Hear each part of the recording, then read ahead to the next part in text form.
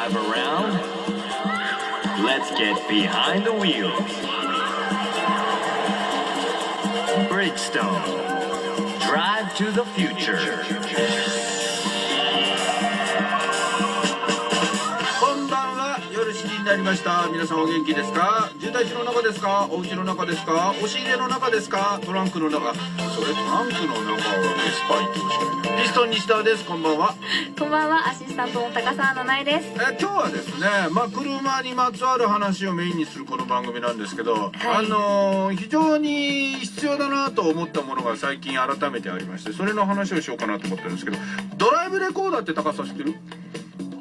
知らないです。これなんだけどさ、はい。録画されるんですか？そう。映像もですか？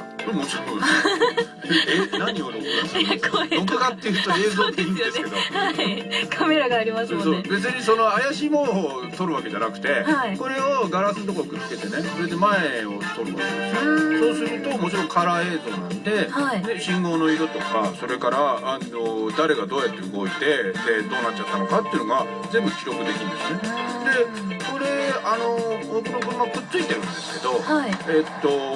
いろんな車市場とかで乗るし、あと車も全部にはくっついてないんでね、はい、でいつも1台メインで使ってるやつがくっつけてたんだけど、ある日ね信号で止まってて、で信号の横がずっと壁になってて塀になっててね、それで青になったから先頭でねゆっくり前出たの、はい、そしたら壁になってるから見えないんだけれども、メインの通り大通りの方の横断歩道からおばあちゃんが自転車で突っ込んできたのよ。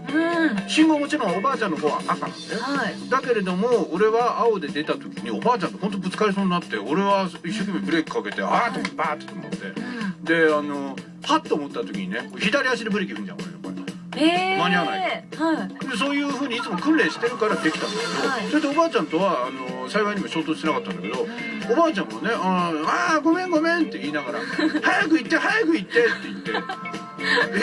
俺が悪いみたいじゃん、おばあちゃん、ね、おばあちゃん赤信号だから分かんないよ、危ないんだよ、いいから分かったから行きなさいよって言うのよ。ああいうおばあちゃんだからまたなんかやるんじゃないかなと思った時にさ、はい、やっぱり改めて自己防衛じゃないけれども、俺は青信号守ってたわけだし、はい、赤信号はおばあちゃんの方なんだからっていうのを実証する手立てとしてやっぱり唯一のものっていうのがこのドライブレコーダーなんですよ。だからこれの持ってるねいろいろな可能性やそれから現状の話とかも今日は後でしますんで、ゆっくりと最後まで聞いてください。